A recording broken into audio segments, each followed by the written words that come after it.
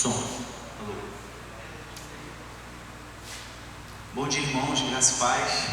Hoje eu vou usar o microfone, porque na semana passada a gravação o áudio ficou muito ruim. Apesar de ser bem melhor sem microfone, fica mais à vontade, mas vou precisar usar. Tá bom? Não preciso nem perguntar se está todo mundo me ouvindo, né? Todo mundo está ouvindo direitinho, né? Então vamos lá, meus irmãos, vamos colocar de pé para a gente orar, falar com Deus, pedir a direção nessa aula, para que Ele possa falar nos nossos corações.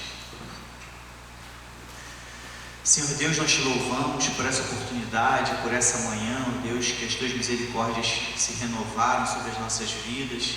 Estamos aqui de pé, Senhor Deus, para conhecer um pouco mais da tua palavra. Fala aos nossos corações, Senhor Deus. Quero que tu fales acima de qualquer um de nós aqui nessa manhã, que a tua palavra encontre morada nos nossos corações, nas nossas mentes, cause transformações, ó Deus, e que saiamos transformados nesse dia, nessa manhã, Senhor Deus. Obrigado por essa data tão importante. Nesse momento abençoamos, ó Pai, em teu nome, as mães que estão aqui nesse local. Te peço que tu abençoe cada um aqui. Que as mães aqui sintam, ó Deus, a tua mão sobre elas, as tuas bênçãos sobre elas. E nós te louvamos, Pai, te agradecemos pela sua presença, suas orientações em nossas vidas, pelo que já aprendemos da tua palavra, e rogamos a ti, ó Pai, que continuemos aprendendo de ti, Senhor. Essa oração que te fazemos, pedimos perdão pelos nossos pecados, aquilo que temos pensado, falado ou agido, ó Pai, em desacordo com a tua vontade. Nós pedimos perdão nesse momento. Te pedimos também que nos ensine, ó Deus, a caminhar segundo os teus preceitos, segundo a tua vontade. Guia, ó Deus, essa aula, conforme o teu querer. Em nome do Senhor Jesus Cristo. Amém. Irmãos, hoje nós começamos a aula 1, né? Não sei se todos os irmãos estiveram na aula 0, que foi uma introdução, um bate-papo. Hoje nós vamos entrar no conteúdo propriamente dito, e é importante que a gente esteja com o coração aberto, né? Mente aberta, para que nós possamos receber da parte de Deus, receber a orientação do Espírito Santo segundo a palavra dele. Os irmãos vão perceber que o nosso objetivo aqui é focar nas Escrituras, tá? A gente não vai se perder com qualquer outro tipo de assunto, porque a gente sabe que isso é uma falha histórica nas nossas igrejas. Às vezes tem uma EBD, aí na escola bíblica dominical, ao invés de se focar na palavra, desvia para outros assuntos fora da palavra, às vezes sem maldade, sem querer. Mas alguns começam a pregar, alguns começam a dar testemunho, alguns falam de política, alguns falam de assuntos alheios à palavra de Deus. E aqui a nossa intenção é focar exclusivamente na palavra de Deus. Se porventura eu me perder de alguma forma da palavra de Deus, irmão, me chame a atenção, olhem por mim, porque essa não é a nossa intenção, tá certo? Então vamos começar, meus irmãos. Não sei se os irmãos lembram, né? O tema dessa série que nós temos, né? Que nós vamos ficar aí ao longo dessas próximas semanas, é aquele que está pequenininho lá em cima, o verbo de eternidade a eternidade. Tá? Eu já expliquei esse tema na aula passada. Se porventura alguém não esteve na aula passada, me avisa, a gente está gravando, por conta disso eu mando um vídeo, os irmãos assistem sem problema nenhum.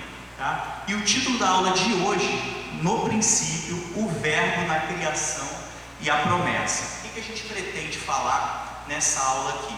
Nós vamos ter que avançar, né? Avançar para trás, né? Antes da criação, tentar entender alguns conceitos sobre a eternidade, e vamos entrar no Antigo Testamento e perceber que Jesus já estava no Antigo Testamento sendo prometido, tá? Ele era a esperança no período do Antigo Testamento. A gente vai desde a eternidade, antes do Antigo Testamento existir, e depois vamos entrar no Antigo Testamento com alguns exemplos, para a gente entender como é que Jesus aparece ali, tá bom? Então vamos seguir.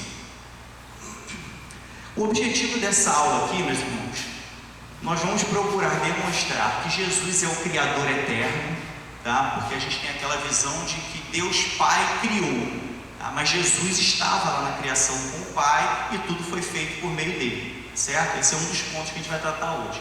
Nós vamos demonstrar que Jesus é anterior à criação, para tentar tirar aquela ideia de que Jesus apareceu no Novo Testamento. Antes mesmo do Antigo Testamento, Jesus já era, tá? A gente vai explicar isso direitinho.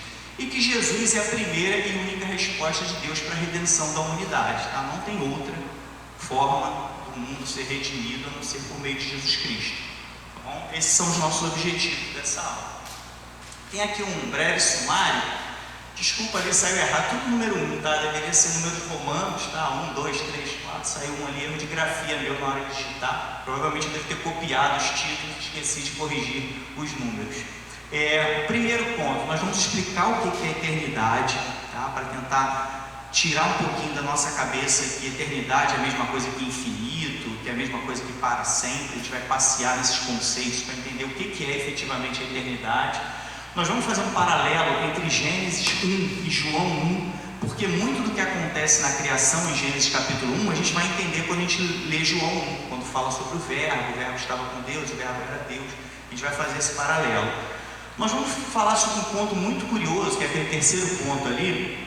A luz na criação, a criação foi, né, a primeira coisa que Deus falou, haja luz. E curiosamente, em João 1, a gente vai ver que Jesus é a luz do mundo. Então tem no mínimo ali um paralelo muito curioso que a gente vai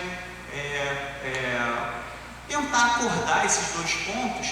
E eu confesso que é um ponto que a gente vai mostrar muito mais como uma curiosidade do que tentar explicar isso, porque é algo que está muito além da nossa compreensão. Mas é um fato no mínimo curioso, o fato de ter a luz sendo iniciada e Jesus sendo a luz do mundo em João 1. Vamos falar sobre a queda no Éden, né? O início, né, do pecado, e a gente vai mostrar que no próprio Gênesis a gente já tem o chamado proto-evangelho, que é o primeiro evangelho, né? Muitos teólogos, né, estudiosos vão chamar ali daquele ponto que a gente vai mostrar aqui, de que a gente já tem ali um anúncio de uma boa nova que viria, tá? Então vai ser chamado de proto-evangelho, tá? Que é primeiro evangelho. E nós vamos fechar com a esperança anunciada, mostrar alguns textos no Antigo Testamento que mostram claramente Jesus Cristo, né? Aquele que viria, né? Aquele que era esperado, aquele que era desejado pelo povo de Deus. Certo? Então esse é o sumário que a gente vai transcorrer. Primeiro ponto, né, que é aquele primeiro lá do sumário, a gente tentar explicar o que é a eternidade.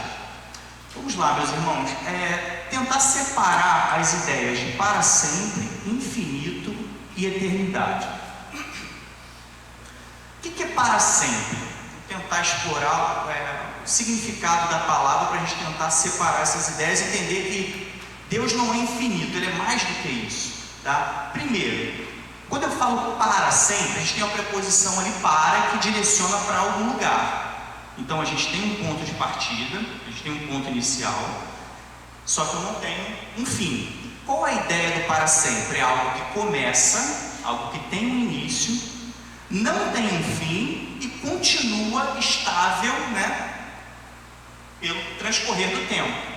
Então a ideia de para sempre traz para a gente, né, implica a existência de tempo. Eu tenho um início, só que eu não tenho um fim e continua estável, né? Vamos pensar aqui no amor, né? Às vezes declaram amor, eu amo minha esposa para sempre. Teve um começo, eu não amava ela quando eu nasci, quando eu era criança, nem conhecia ela. Então teve um início, né? E aquilo permanece estável, né, no transcorrer do tempo, beleza? Para sempre é isso. Então é algo temporal e sequencial, tem um começo e se mantém ao passar do tempo. Eu botei aquela setinha verde ali só para representar, não está apontando para aquela imagem não, daqui a pouco eu falo da imagem. É só para a gente ver que é uma setinha em direção, né? Tem um início e segue indefinidamente para frente, transcorrendo o tempo. Quando a gente chega no conceito de infinito, é algo sem fim. O que essa palavra diz para a gente? A própria palavra in é uma preposição de negação, finito significa fim. Então o que é uma coisa infinita? Ela tem um não fim, né? Não tem fim, beleza? Só que o que acontece com a palavra infinita? Ela acaba se atrapalhando com para sempre, porque tem um começo também e não tem fim.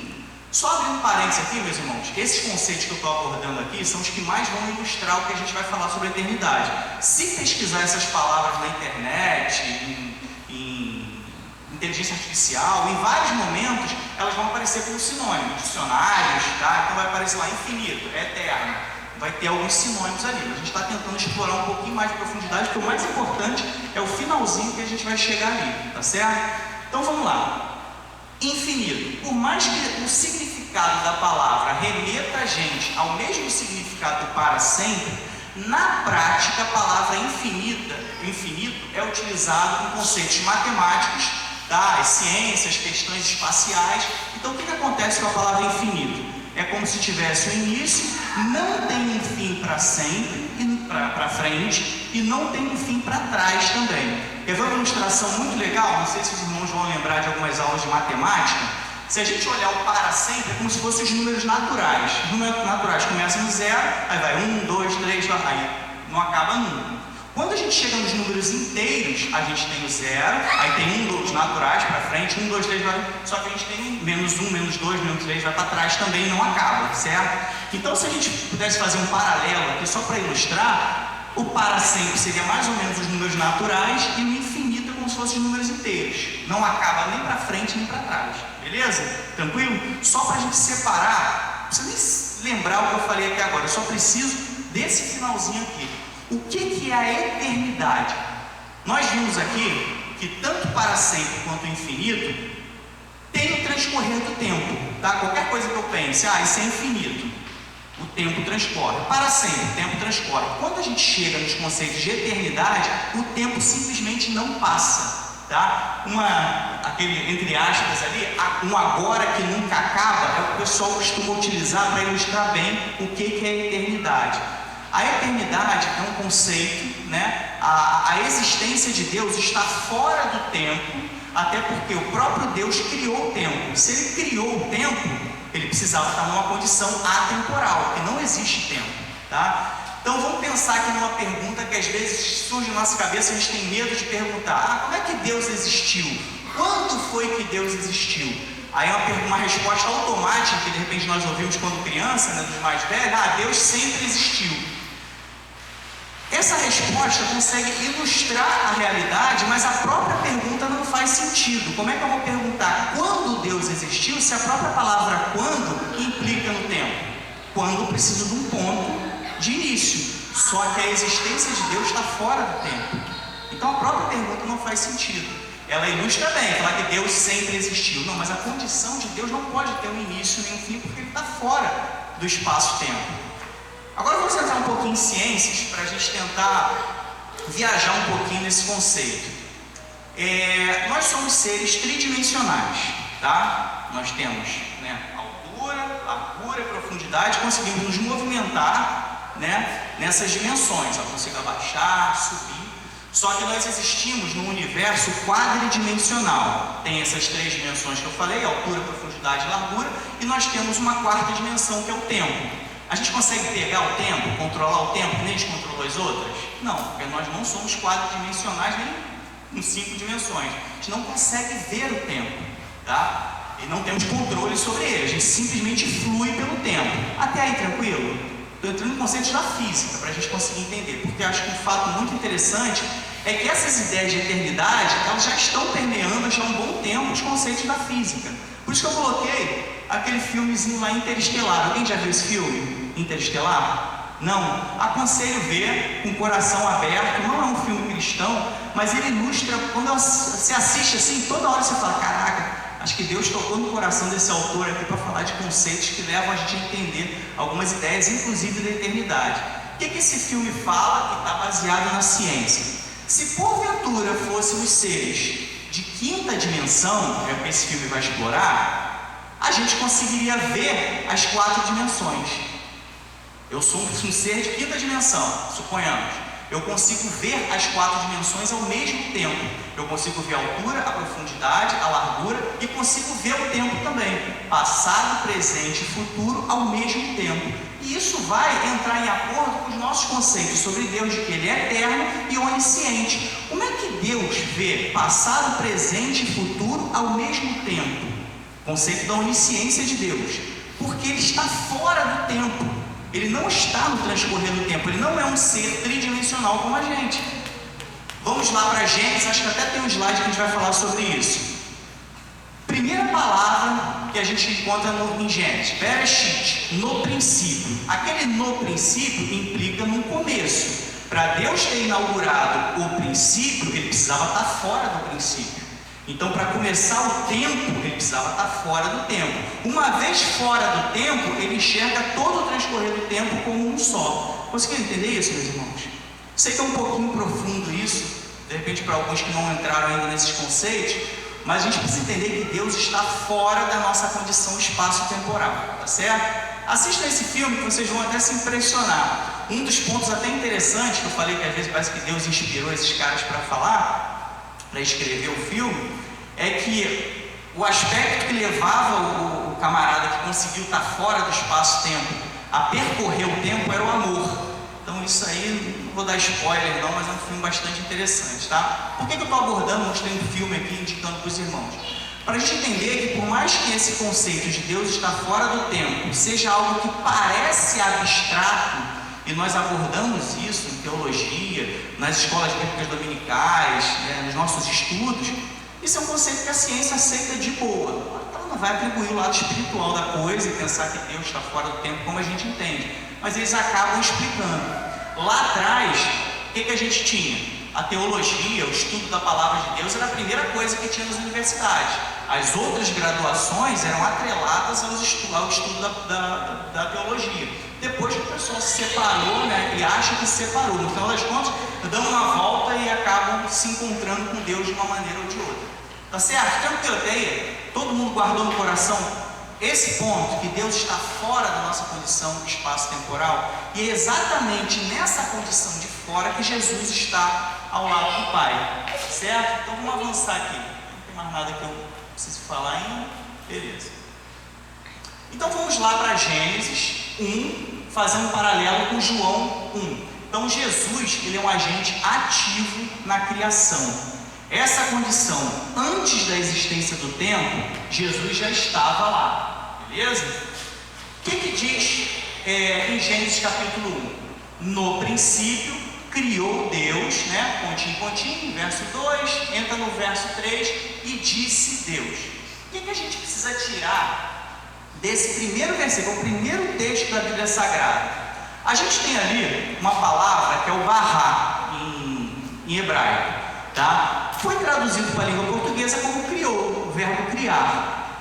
Esse verbo, ele é exclusivo de Deus, tá? Não dá para pegar esse verbo no original hebraico. Na língua portuguesa ele pode criar qualquer coisa. Se eu criar uma escultura aqui, eu criei essa escultura aqui.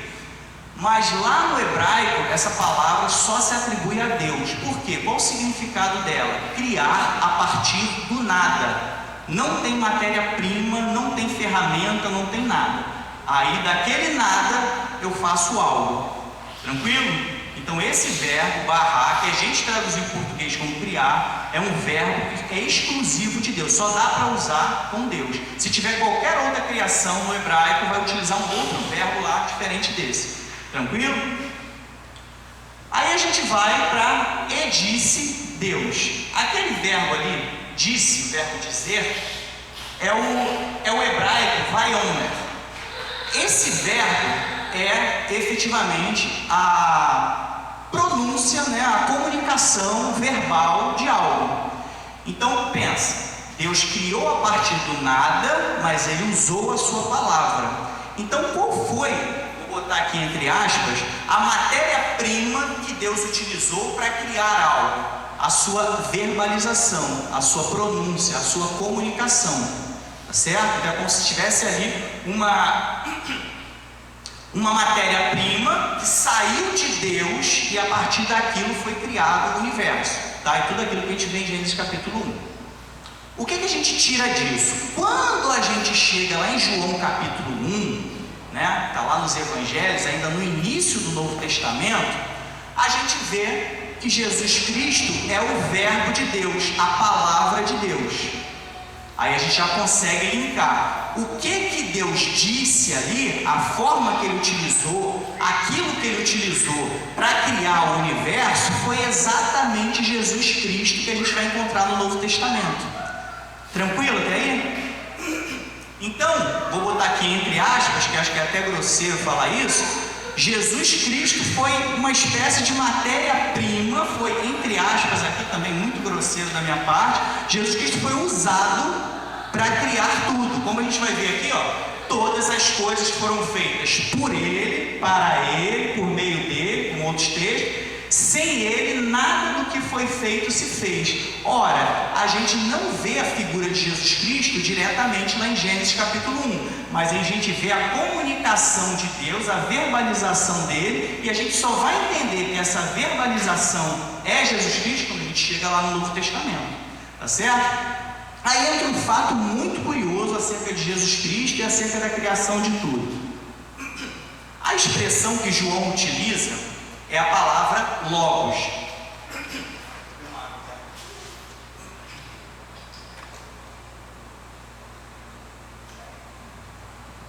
A palavra que João usa é logos, tá? Logos é uma palavra grega, ele não está mais falando no hebraico, está escrevendo em grego. A palavra que está por trás de verbo ali, algumas traduções bíblicas vão estar palavra, ali a gente tem a palavra logos.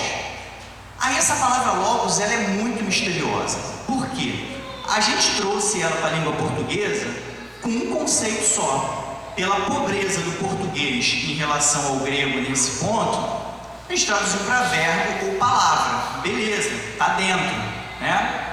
Verbo, palavra, está dentro da palavra logos, significa isso também. Só que a palavra logos tem muitos outros significados, tá? E não precisa pegar enciclopédia para descobrir isso não. Se você jogar logos no Google Tradutor, você vai encontrar lá razão, por exemplo. Não vai aparecer palavra nem verbo, vai estar lá razão. Se você pesquisar mais, se aprofundar, você vai ver que por trás da palavra logos nós temos razão, entendimento, sabedoria, inteligência, palavra também, verbo. Então, uma série de conceitos que os gregos entenderiam muito bem aquela palavra. Só que a gente, na língua portuguesa, às vezes a gente fica pobre quando a nossa língua só verbo, só palavra. Só que a gente precisa entender que Jesus, como verbo de Deus, como logos de Deus, ele é muito mais do que só a verbalização. Não é que Deus somente falou, saiu algo do interior de Deus. Jesus Cristo faz parte do interior de Deus, da essência de Deus, que foi, mais uma vez vou usar uma palavra aqui só pela pobreza da nossa língua. É como se Jesus Cristo fosse expelido de Deus para a criação de tudo. Tá certo? Então pensa comigo. A palavra logos significa razão, entendimento, sabedoria, conhecimento. Na criação, quando a gente vai lá e Deus disse, o que Deus estava fazendo? Estava saindo algo dele, que fazia parte do interior e também parte do exterior, porque foi emitido uma verbalização. Por que isso é importante? A gente precisa entender que Jesus Cristo faz parte do lado interno de Deus e do lado externo também, porque foi emitido para a criação de tudo. E mais tarde foi tão emitido que ele se fez carne. Jesus Cristo foi encarnado, reencarnado não, reencarnação é um conceito do espiritismo. Ele foi encarnado, se fez carne para nós sermos salvos. Então, irmãos, o que eu preciso que vocês entendam aqui e tire aquela ideia de que Jesus Cristo é somente a palavra. Ele é o Logos, e o Logos por si só tem um monte de significado. Por que não botou outra palavra? Porque nós não temos uma palavra na língua portuguesa que ao mesmo tempo que signifique falar, comunicação externa, também signifique algo interior. No grego, tranquilo, tem essa palavra que é a palavra Logos. Tranquilo? E um fato também muito interessante sobre esse texto aqui. No princípio era o verbo estava com Deus e o verbo era Deus. Pensa em João, provavelmente escrevendo, pelo menos a história conta que ele estava em Éfeso escrevendo isso. Éfeso era uma cidade que originalmente era grega, mas depois foi tomada pelo Império Romano. Então pensa, uma cidade que originalmente era grega, filósofos gregos, pensadores, intelectuais. Essa ideia do Logos era compreensível para eles.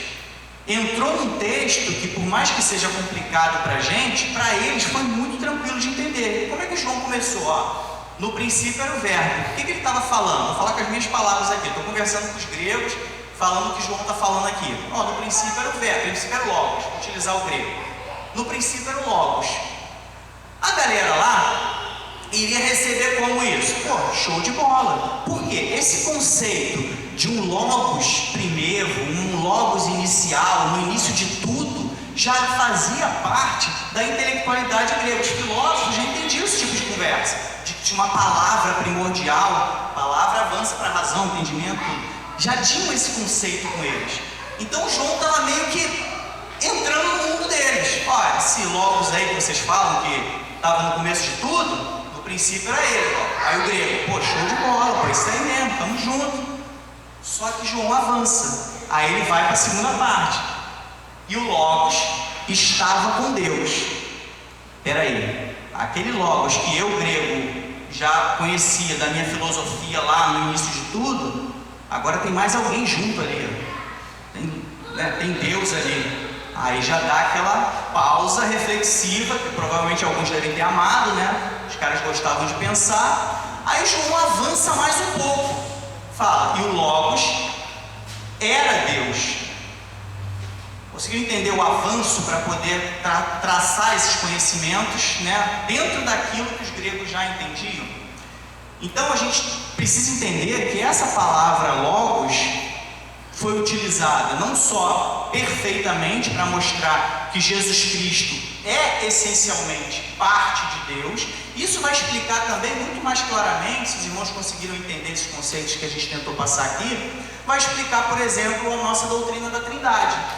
Porque a gente costuma utilizar, tentar explicar a Trindade de formas mais mirabolantes possíveis, né? A Trindade é como a água, que se apresenta em 3 estados, líquido, sólido e gasoso. Tem um monte de analogias aí que a gente utiliza. Só que quando a gente entende o significado da palavra logos, perceber que é razão, entendimento, sabedoria, conhecimento e palavra de Deus, e que saiu de Deus desde a criação do mundo, a gente vai entender realmente Jesus Cristo é Deus, porque fazia parte da essência e da natureza dele.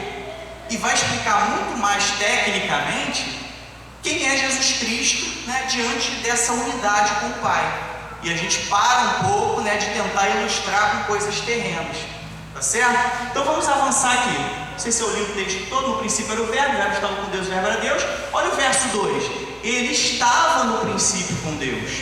Ele estava lá. Tá? Se ele estava lá, isso faz a gente enxergar Gênesis capítulo 1, verso 1 de uma maneira diferente. Coisa que quando a gente está lá em Gênesis capítulo 1, verso 1, a gente não enxerga. Mas quando a gente chega em João e em outros textos no Novo Testamento também, Gênesis capítulo 1 fica mais assim, dá aquele momento de clareza, de que Jesus efetivamente estava lá, porque ele era aquela palavra utilizada lá no início de tudo, tá certo? E que mais tarde vai inclusive ser encarnada aqui no nosso espaço-tempo, né? Vamos dizer assim.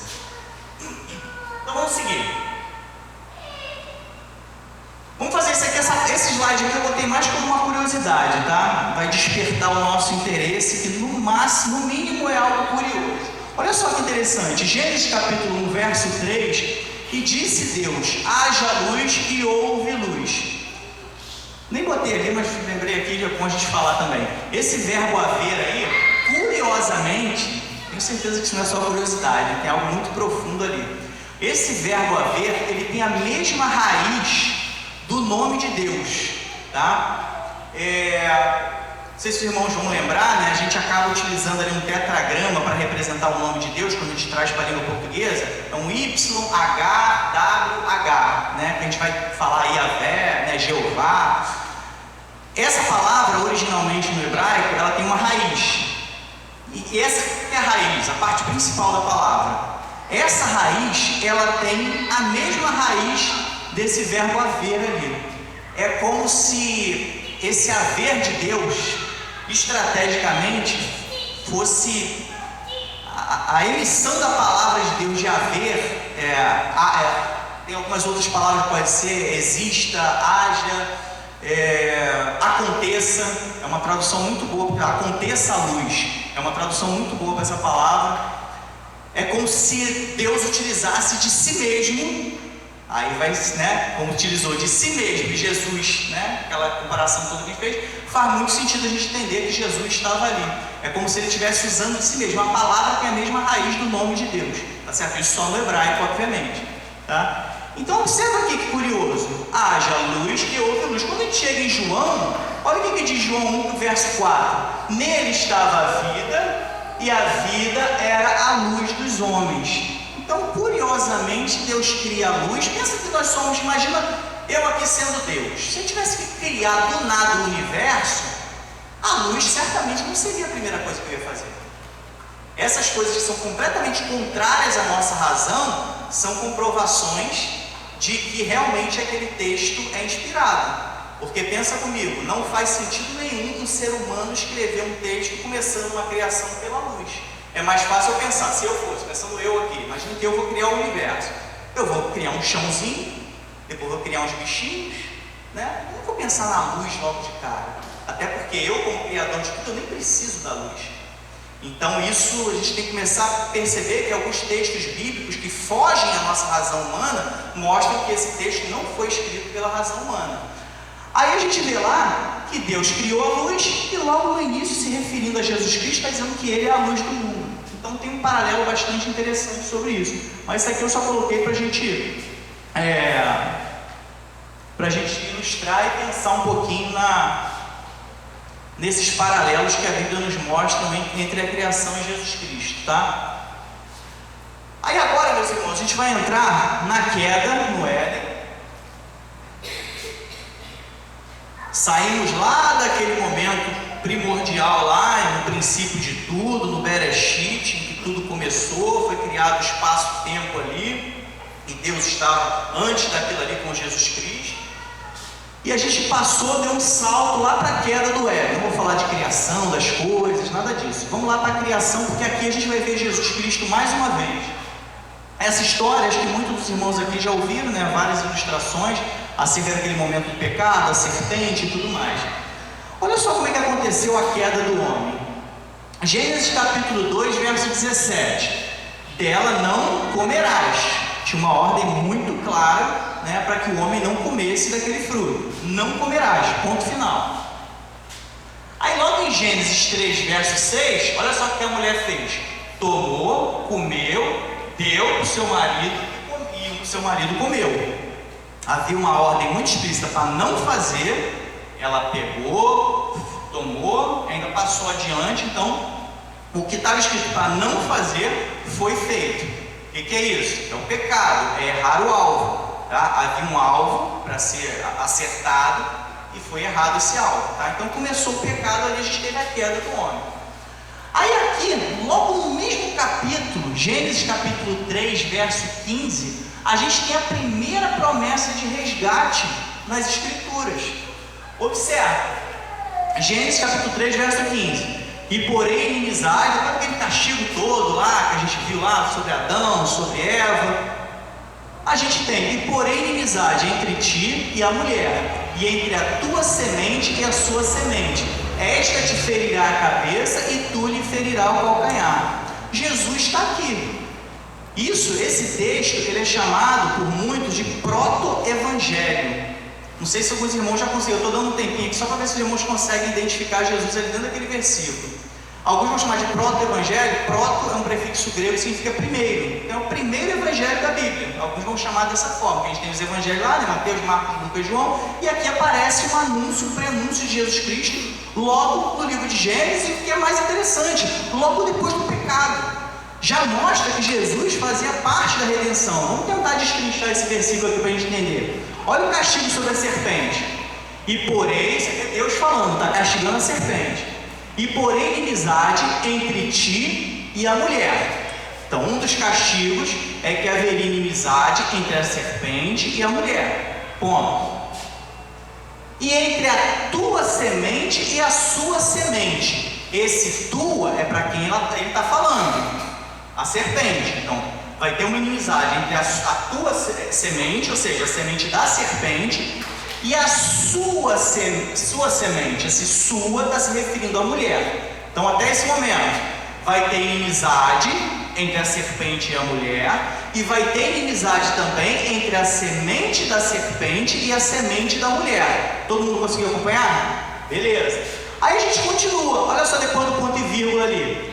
Esta te ferirá a cabeça e tu lhe ferirá o calcanhar. Esta se refere a quem? Esta. Quando aparece o esta na frase, está se referindo ao termo mais próximo. Esta se refere... Eu só consigo escrever aqui, ó. se refere ao termo mais próximo. Sua semente. Sua semente é a semente de quem? Da serpente ou da mulher? Da mulher. Então, esta, ou seja, a semente da mulher te ferirá a cabeça. Ferirá a cabeça de quem? Da serpente. Olha só que fato curioso, para a gente ver como é que não é algo simples assim, que lê, passa batido.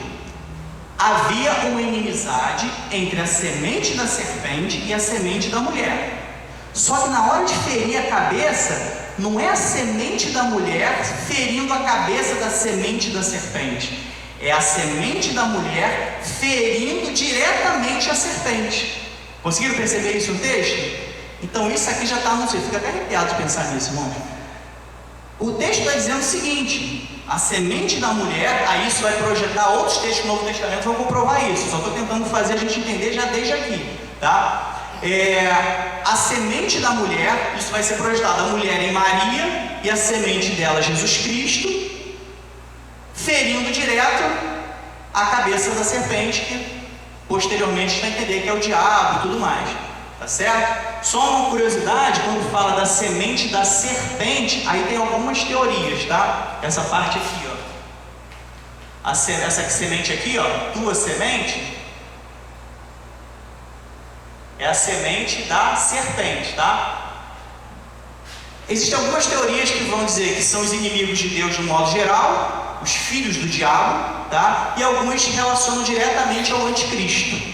Aí o texto conclui, como a gente explicou, não está a semente da mulher ferindo a semente da serpente, está ferindo diretamente a serpente, que é a derrota de Satanás por Jesus Cristo.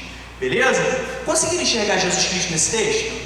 Todo mundo conseguiu enxergar? É algo que fica escondido atrás da literalidade do texto, mas quando a gente esmiuça o texto, a gente consegue ver com muita clareza, tá? E não trouxe aqui, os irmãos depois pesquisam, até porque não dá tempo, muitos textos do Novo Testamento vão comprovar isso aqui, tá? De que estava se referindo realmente à semente da mulher como Jesus Cristo, ferindo Satanás, ferindo o diabo ao longo do tempo, tá? Então vamos entrar aqui, meus irmãos, na esperança anunciada. Como é que os profetas detalhavam a vinda desse rei no Antigo Testamento? Primeiro, por meio de tipificações. Quem estava aqui na aula passada vai lembrar que eu fiz até a sugestão dos irmãos procurarem Jesus Cristo, né, nos vários livros do Antigo Testamento, assim como o próprio Jesus Cristo fez.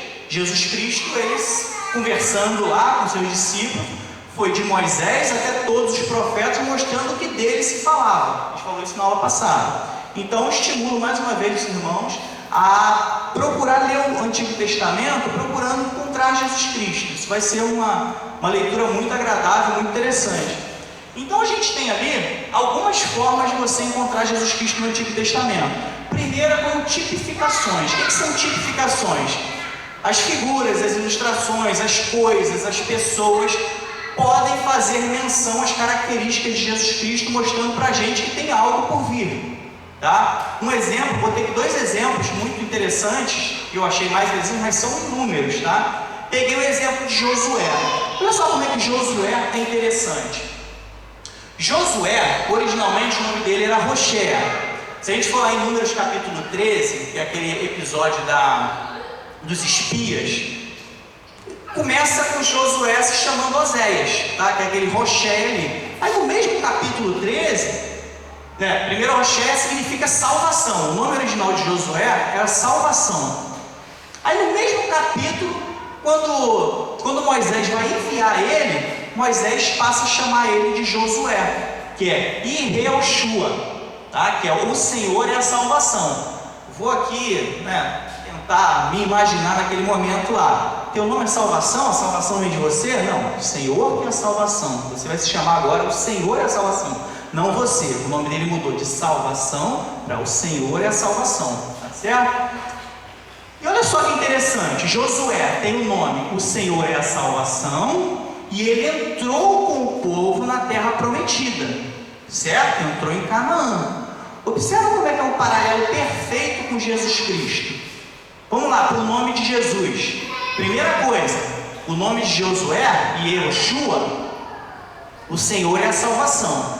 Esse nome passou por algumas alterações ao longo do tempo. Nós tivemos ali o exílio na Babilônia. A partir da Babilônia, que teve uma mistura ali de culturas, aquela coisa toda, o povo de Deus começou a falar o aramaico. Por isso nós temos alguns textos da Bíblia que estão escritos em aramaico. A variação do nome Yehoshua para o aramaico é Yeshua, que é o nome de Jesus Cristo. Então, por conta dessa mudança do hebraico para o aramaico, o nome Josué passou a ser Yeshua. E esse nome, que é o mesmo nome de Jesus Cristo, vocês vão encontrar também no próprio Antigo Testamento, em Esdras, Neemias, Crônicas. Esse nome Yeshua vai aparecer ali. Como é que ele vai aparecer na língua portuguesa? Jesua ou Jesuá. Tem algumas pessoas que tinham esse nome, porque foi essa variação de Josué para Jesus, falando na nossa língua portuguesa. Tranquilo até aí?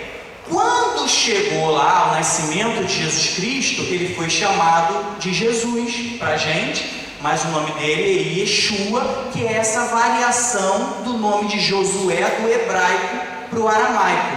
Conseguiram entender? Tranquilo? Então o que a gente tem aqui? O nome de Jesus é exatamente o nome de Josué, com uma mera mudança, né, por conta da linguagem, saiu do hebraico, foi para o aramaico. Assim como mudou, a gente não fala Yeshua, né? Algumas igrejas até usam, né? Tem alguns irmãos até que são meio taxativos, não pode falar Jesus, tem que falar Yeshua. A gente teve uma variação de Yehoshua foi para Yeshua, de Yeshua, né, entrou no grego Jesus, e do grego a gente chegou aqui, né, passeou aí em outras línguas, chegou aqui no nosso Jesus, tá certo? Então o que a gente precisa entender aqui? Que tinham o mesmo nome, e olha só que interessante, Josué e Jesus têm o mesmo nome, e os dois entram com o povo numa terra prometida. No caso de Josué, entrou em Canaã, e Jesus vai entrar com a gente no céu. Então a gente tem uns paralelos no Antigo Testamento que mostram claramente, isso aqui eu estou resumindo, tá, irmão? Isso aqui eu estou resumindo. Vários outros pontos a gente pode explorar aí, vai ver que o negócio tem alguns textos que são assustadores.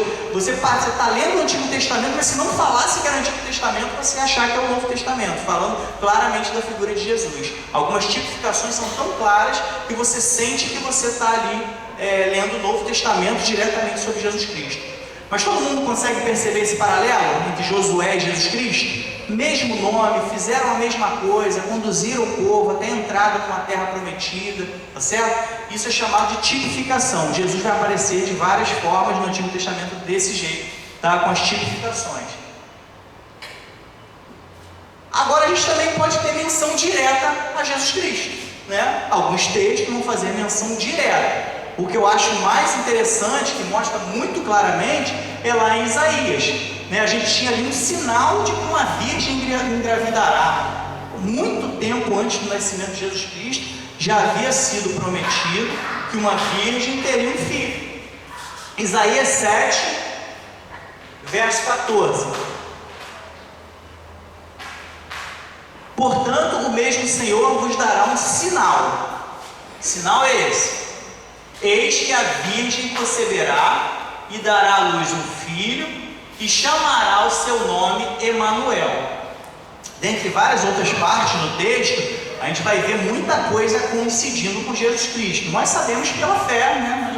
Isso aí já está no nosso coração. Mas isso lá atrás faria a diferença em que você realmente esperar que vai vir alguém com as características de Jesus Cristo, antes do nascimento dele. Tá certo? Aí eu coloquei ali Emanuel, Deus conosco, porque alguns podem perguntar assim, mas então por que o nome dele, ao invés de Jesus, não foi Emanuel? Emanuel, assim, pra gente hoje é um nome próprio, né? Cadê o Emanuel? O Emanuel tá aí? Foi no banheiro, tem o Emanuel aqui. Então a gente até questiona isso, por que lá atrás a profecia diz que ele se chamaria Emanuel, mas ele veio a se chamar Jesus. Aí a gente tem que entrar num conceito cultural, né? Os povos antigos muitas vezes chamavam as pessoas pelas características dela. Tanto que nesse mesmo texto, se a gente avançar um pouco, a gente vai estar lá também que ele se chamará Maravilhoso Conselheiro. Eu lembro da Sara me corrigindo na peça, né? Maravilhoso Conselheiro é junto. Obrigado, me abençoou ali que eu estava falando errado.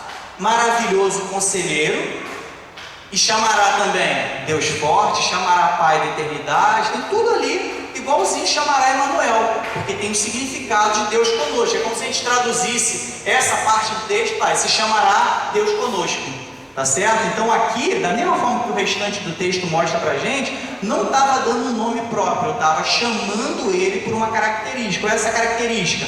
É o próprio Deus aqui com a gente.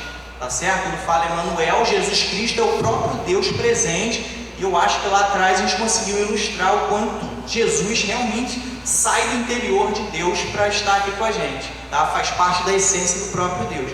Então ali não é um nome próprio que está trazendo, tá certo? Conseguiram entender que a gente tem menções diretas também, né? Vou concluir essa parte aqui, além das tipificações. Agora, meus irmãos, uma rápida recapitulação, só para a gente abordar algumas coisas que a gente falou e fixar bem, tá certo? O que a gente precisa entender? Jesus é o Logos. Logos é só palavra, só assim a verbalização. Deus falou e a gente não sabe nem, aí a gente tem que entrar numa época que, antes da criação do tempo, né? Imagina Deus falando a primeira vez. Quando a gente pensa em falar no nosso tempo, né? A gente precisa vibrar moléculas. Mas nem criou as moléculas ainda, né? Então, como é que foi essa emissão de uma verbalização? Como é que foi essa comunicação de Deus? A gente não consegue, passando pela nossa cabeça algumas ideias, cada um vai ter uma ideia diferente, mas isso não foi alcançado pela nossa mente.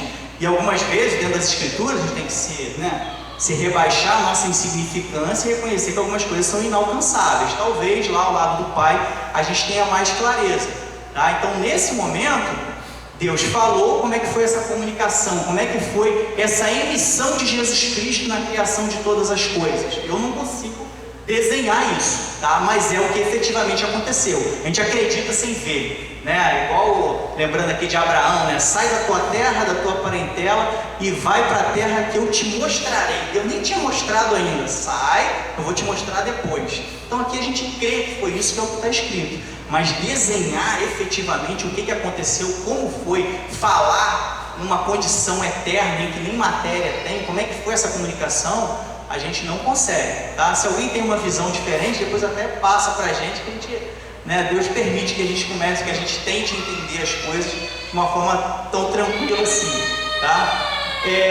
Então nós precisamos entender que Jesus é o Logos, tá? E esse Logos implica uma existência. Até a palavra existência ela pode ser inapropriada dependendo do conceito, mas implica numa existência anterior à criação de tudo, tá? E é muito mais do que somente verbo, palavra. É também razão, inteligência, conhecimento, sabedoria e tudo que está no interior de Deus. Na eternidade, Jesus Cristo, ele é eterno. Aí todo mundo aqui já entende bem o que é uma coisa que é eterna, né? O tempo não passa. A gente precisa parar de entender que eterno é aquilo que, né, fica para sempre, infinitamente. É uma condição que o tempo não passa. Aquele entre aspas que eu botei lá. Pensa num agora que nunca acaba. E nessa condição a gente consegue enxergar o passado, presente e futuro como um só. A gente está fora do espaço-tempo. Jesus Cristo, ou Logos, né? Ele é anterior à criação, a gente falou isso, e ele também é Deus, porque ele faz parte da natureza de Deus, beleza? Quando a gente entra no Antigo Testamento, a gente tem o Messias, né? De Mexia, que significa ungido. A gente tem aquele prometido, aquela esperança de que ele viria em carne. Então a gente vai passar o Antigo Testamento todo ansioso para Jesus chegar. É até interessante aqui uma proposta, para quando estiver lendo o Antigo Testamento, tenta viver, claro que foram séculos e séculos para escrever o Antigo Testamento, mas tenta, no tempo que você lê o Antigo Testamento, vivenciar aquilo. Eu já comecei Gênesis agora, eu já estou ansioso para Jesus chegar, porque essa é a necessidade, essa é a esperança que acontecia no Antigo Testamento, a esperança de que o Messias chegaria. Então a gente tem no Antigo Testamento ele sendo aguardado, anunciado, e ele era a esperança, tá? Acho que ele viria para salvar a humanidade a partir daquilo que nós vimos lá, né? Teve o pecado e logo depois do pecado já começava, né? Deus mostrando para a gente, ó, tá vindo alguém aí para resolver essa situação aí, tá certo? Então vamos avançar aqui, é o último slide, só aquele a seguir cenas dos próximos capítulos. A aula 2, semana que vem. Desculpa, antes de eu falar isso aqui, algum irmão tem alguma dúvida? A gente ainda tem 10 minutos aqui. Tem alguma colocação, quer contribuir com alguma coisa? Fiquem à vontade, a gente tem tempo ainda. Alguém? Não? Então vamos lá, que é a seguir cenas, né? Na aula 2, que é a aula que vem, nós vamos falar sobre o período interbíblico. Hoje a gente tentou demonstrar, né, desde antes do tempo e o transcorrer do tempo no Antigo Testamento. Aí a gente vai entrar num períodozinho da história de aproximadamente 400 anos, em que muitos vão dizer que é o silêncio de Deus. Mas Deus não estava tão quietinho assim não. Ele estava orquestrando a história para chegar na plenitude dos tempos. O que estava acontecendo no mundo nesse período para que Jesus chegasse? Então a gente vai falar aqui sobre a política da época, as civilizações que existiam naquela época. Alguns livros apócrifos foram escritos, né, nesse período, a gente vai citar esses livros. Seitas, vamos citar aqui as seitas que foram criadas exatamente nesse período, que continuaram existindo no tempo de Jesus Cristo. Tá? Então acho que é uma aula ali que a gente vai fazer um link muito legal entre o Antigo Testamento e o Novo Testamento, certo? Então nessa aula, né, que é a preparação da plenitude dos tempos, o nosso foco na semana que vem vai ser demonstrar que Deus orquestrou a história global. O que a gente tem lá na verdade, alguns irmãos podem ver algumas bíblias tradicionais, elas têm 4 folhas em branco entre o Antigo Testamento e o Novo Testamento. É tipo uma homenagenzinha, cada folha é um século, né? Então alguns vão achar que Deus não fez nada, mas na verdade o que a gente não tem é texto inspirado por Deus, nesse período ali de aproximadamente 400 anos, tá? Mas muita coisa estava acontecendo. A gente vai procurar demonstrar que Deus orquestrou a história global, mesmo nesse chamado silêncio de Deus. Na verdade, não creio dessa forma. Nós vamos ver que Deus é soberano sobre os acontecimentos históricos. Nós vamos falar sobre a política e a cultura, né, daquela época. Vamos ver que Deus está no controle disso tudo. E nós vamos tentar mostrar ali como é que Deus preparou o tempo e o espaço para a chegada de Jesus Cristo. Então é isso, meus irmãos. Agradeço a atenção de todos, agradeço a Deus pela oportunidade de a gente estar estudando a palavra de Deus. Espero que tenha sido elucidativa para todos nós.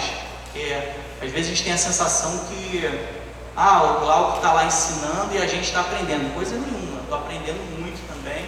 A gente precisa pesquisar, mergulhar nas escrituras, entender mais profundamente alguns pontos. Então a nossa proposta aqui, em hipótese nenhuma, é eu crescer vocês, é a gente crescer junto. Tanto que vocês lembram da aula passada, a nossa proposta, né, no futuro é que outras pessoas estejam congregadas com a gente, participando, ministrando aulas, se especializando, se possível, cada um num livro da Bíblia, e a gente vai crescer muito juntos aí, tá bom? Então, que Deus possa nos abençoar. Parabéns às mamães, no Dia das Mães hoje, que Deus os abençoe. E, Pastor Venâncio, a palavra está com o senhor.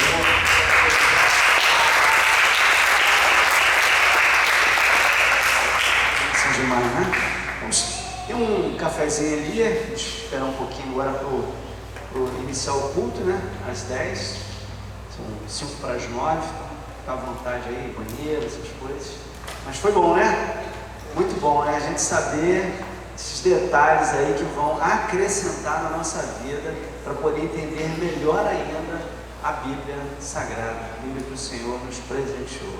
Então, vamos dar um tempinho aí então.